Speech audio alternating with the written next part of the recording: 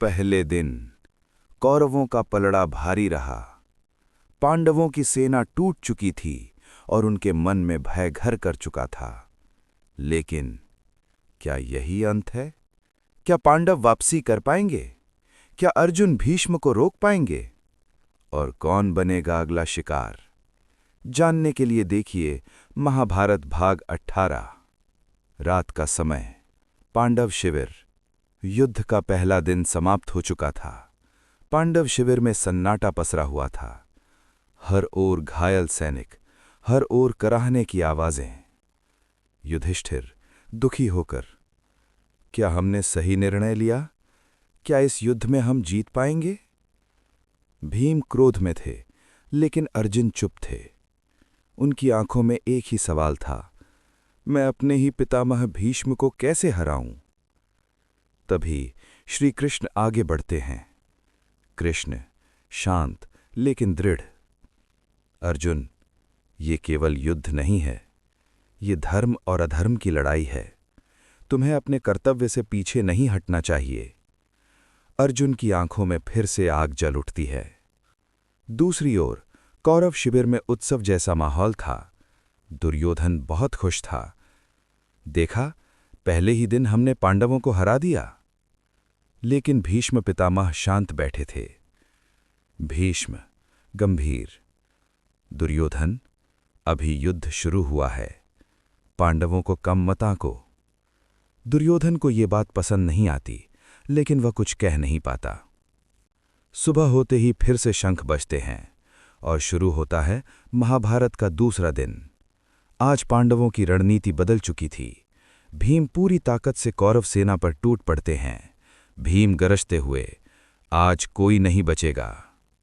उनके गदा के प्रहार से कौरव सैनिक धराशायी होने लगते हैं। अब आता है वो पल जिसका सभी को इंतजार था। अर्जुन वर्सेस भीष्म।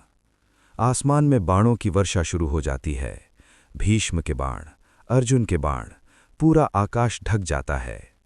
भीष्म मुस्कुराते हुए, अर्जुन, तुम बहुत अच्छे योद्धा बन गए हो। अर्जुन, पितामह, आज मैं आपको रोक कर रहूंगा। दोनों के बीच भयंकर युद्ध होता है, लेकिन अर्जुन अभी भी पूरी शक्ति से नहीं लड़ पा रहे, क्योंकि सामने उनके अपने पितामह हैं।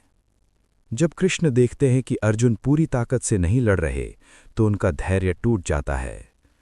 कृष्ण क्रोधित होकर, अर्जुन, ये समय भावनाओं का नहीं है। अर्जुन फिर भी झिझकते हैं। तभी कृष्ण स्वयं रथ से उतर जाते हैं।